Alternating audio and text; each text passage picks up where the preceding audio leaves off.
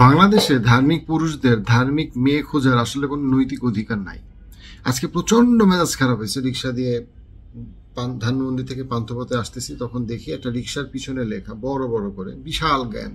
ঠিক আছে, মেয়েদের মাহারাম কারা, মেয়েরা কেন স্বামী ছাড়া অন্য কোনো পুরুষের সাথে কথা বলবে না, বিরাট জ্ঞান। পুরুষের ব্যাপারে কোনো জ্ঞান নাই। দেখেন, আপনি মেয়েদেরকে বাংলাদেশে মসজিদে যেতে দেন না, মেয়েদের দিনী শিক্ষার যথেষ্ট প্রতিষ্ঠান তৈরি করেন না। আমাদের মেয়েরা যখন তারা ছোট থাকে, তারা তাদের বাবার সচ্চরিত্র দেখে না। তারা দেখে বাবা আনঅ্যাভেলেবল, বাবা সারাদিন ফোনে, বাবার মায়ের সাথে খারাপ ব্যবহার করে। আচ্ছা, আপনি মোহরানা ঠিক মতো দেন না। মোহরানা 100 টাকার মোহরানা 5 টাকা দিয়ে বলেন বাকি টাকা কিয়ামতের দিন দিব। আপনি বোনের সম্পত্তি ঠিক মতো দেন না, মায়ের উত্তরাধিকার সম্পত্তি ঠিক মতো পায় না, মেয়ের উত্তরাধিকার সম্পত্তি ঠিক মতো পায় না, কিন্তু আপনি চান যে আপনার বউ হবে খাদিজা রাদিয়াল্লাহু আনহা, আপনার বউ হবে আয়েশা রাদিয়াল্লাহু আনহা, আপনার বউ হবে অমুক কোরআনের অমুক নারীর মতো। এটা তো হয় না। আপনার তো সেই নৈতিক, এইটা চাওয়ার তো নৈতিক অধিকার আমাদের নাই। আমাদের পুরুষদের যে দায়িত্বটা ছিল, আমাদের পুরুষদের যে কর্মটা ছিল, যে কাজটা ছিল, সেই জায়গায় আমরা নাই।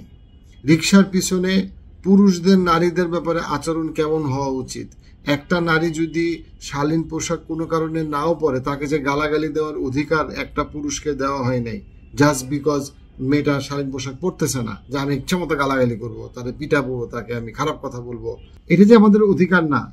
এবং আমার মেয়েদের অথবা আমার বোনদেরকে যেই অধিকারটা দেওয়ার কথা, যেই দিনী শিক্ষা দেওয়ার কথা, যেইভাবে ইসলামের দিকে দেওয়ার কথা, সেই ধারে কাছে আমরা নাই। কিন্তু তাদেরকে কোরআন হাদিস বইলা ফাটায় ফেলবো। যখন পুরুষের ব্যাপারে ফতোয়া খুঁজবো, তখন আমরা ওই হাদিসে যাব যে হাদিসে রাসূলুল্লাহ সাল্লাল্লাহু আলাইহি ওয়াসাল্লাম বলছেন যে তোমরা দুইটা জিনিসের মধ্যে সহজটার দিকে, সহজটা।